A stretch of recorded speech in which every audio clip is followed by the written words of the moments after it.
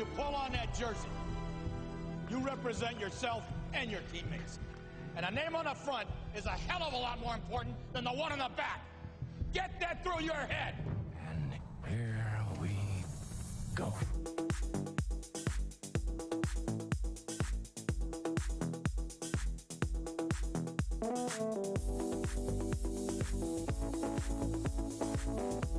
And it is no good. He missed it. Are you kidding me? The season can't end like that.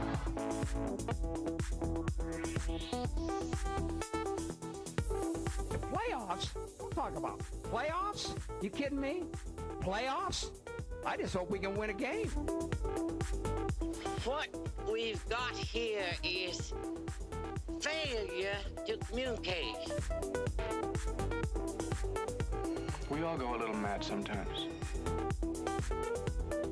Some goofball in a hat and a red shirt. Now he takes off the shirt. He's running down the middle by the 50. He's at the 30. He's bare-chested and banging his chest. Now he runs the opposite way. He runs to the 50. He runs to the 40. The guy is drunk, but there he goes. The 20. They're chasing him. They're not going to get him. Waving his arms, bare-chested. Somebody stop that man.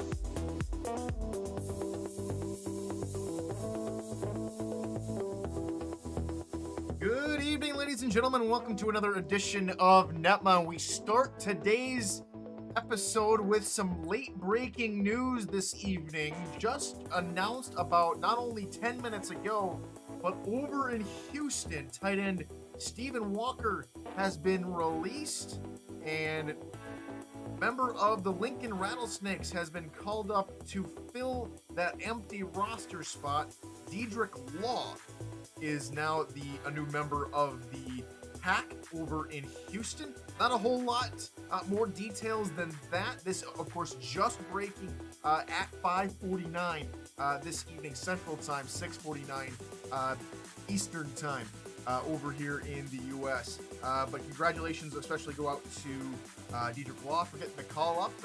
Didn't have to play a whole lot in the minor leagues to get his name called for a minor league team. We'll see him in action for the Hyenas when they take on LA in Den this weekend. That is exactly how we are going to start today's show. Is Dedrick Law, new member over in Houston.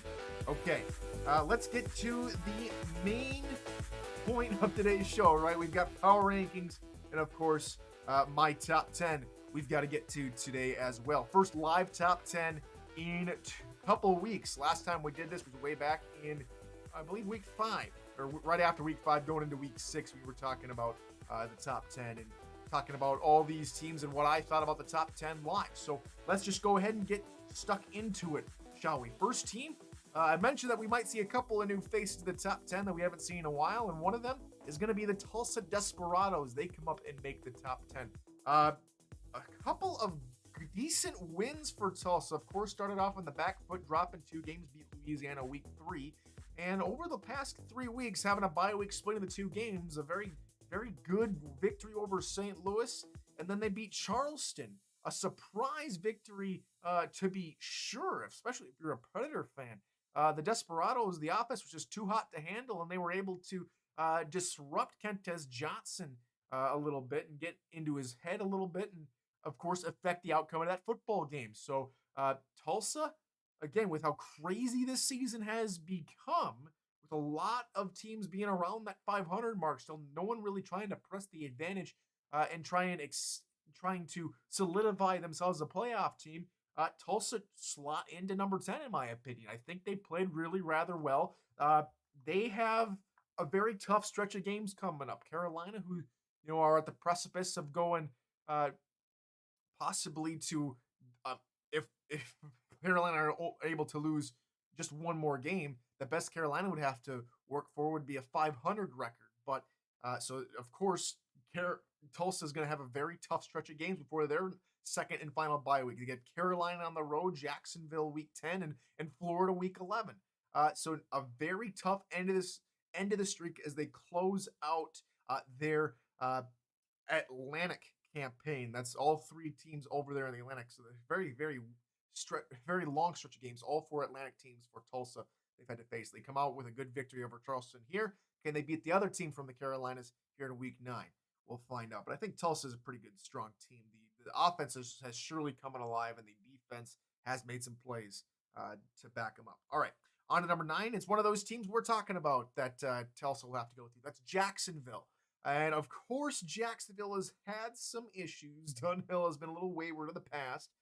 But Jacksonville, I think it's about time we start talking about Jacksonville. With a lot of teams, losing this past week, there was a couple teams that, in the previous couple of weeks, especially since I've been off the air, I've been thinking, a couple of certain teams I think deserve a second look and deserve maybe a chance in the top 10.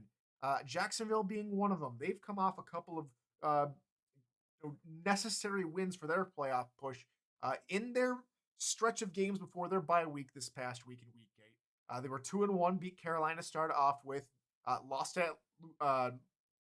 LA on the road, and then took down San Diego.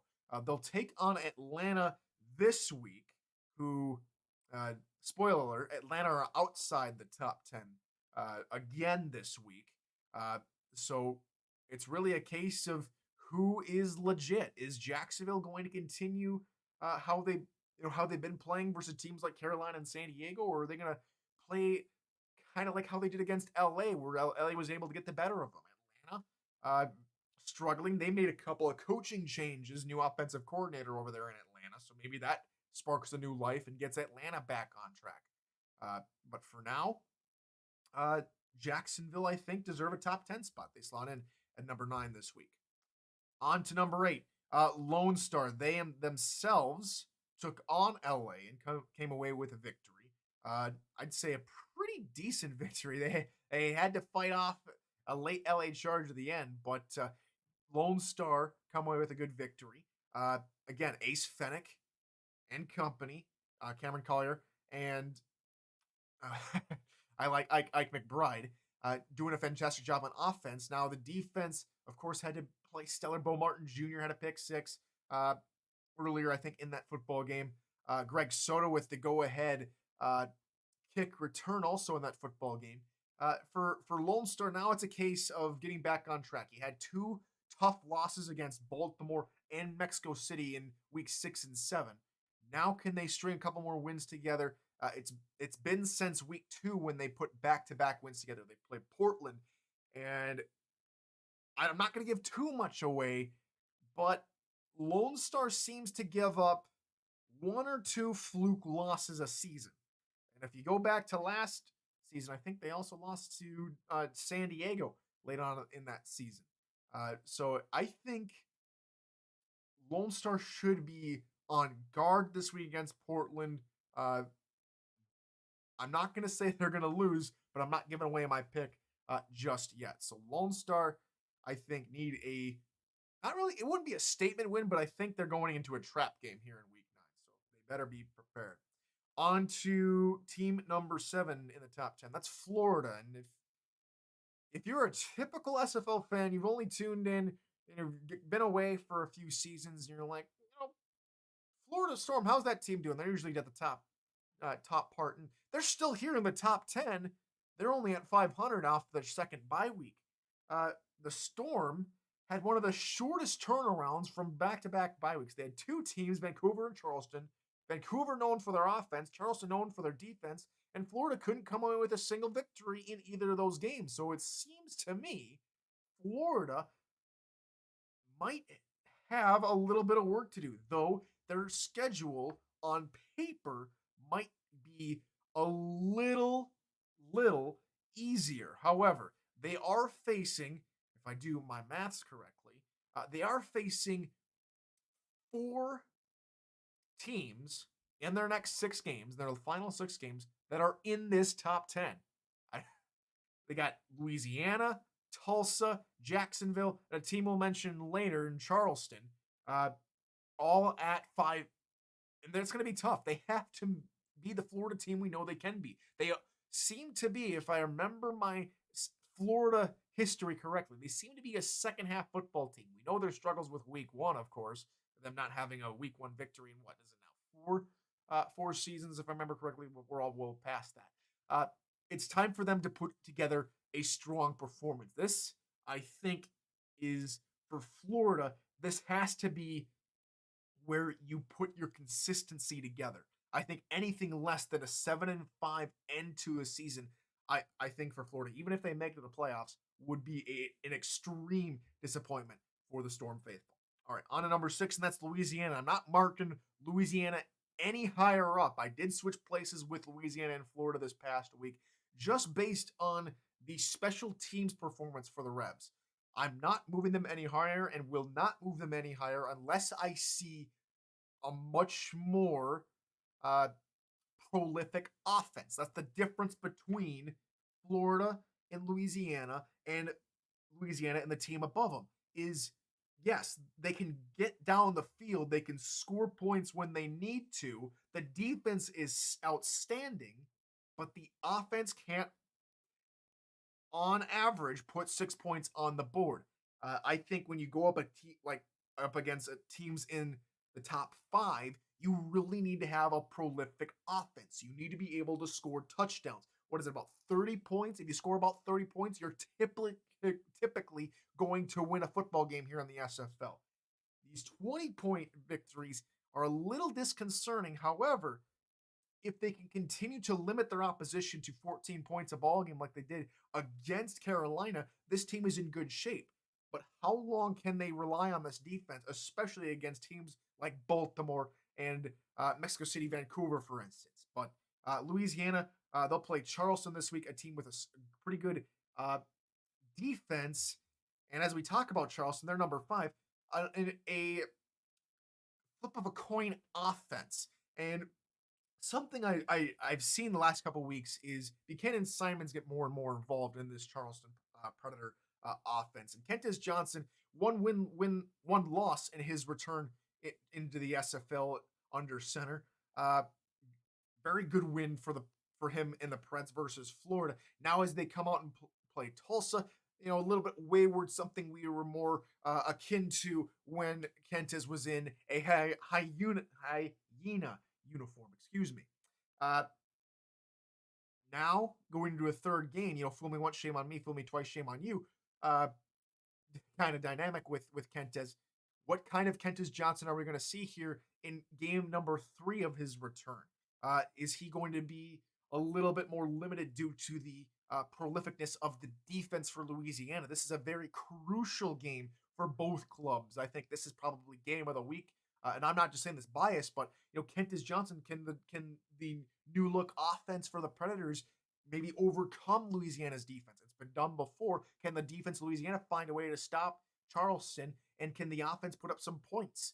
I think it's a very good matchup to watch. Charleston, I think, with the better of the two offenses at this point, nudge out Louisiana for this 5th spot in the top 10. On to number 4, DC. DC sticks around even after a unconventional loss of Sioux Falls. We talked about on Monday, 28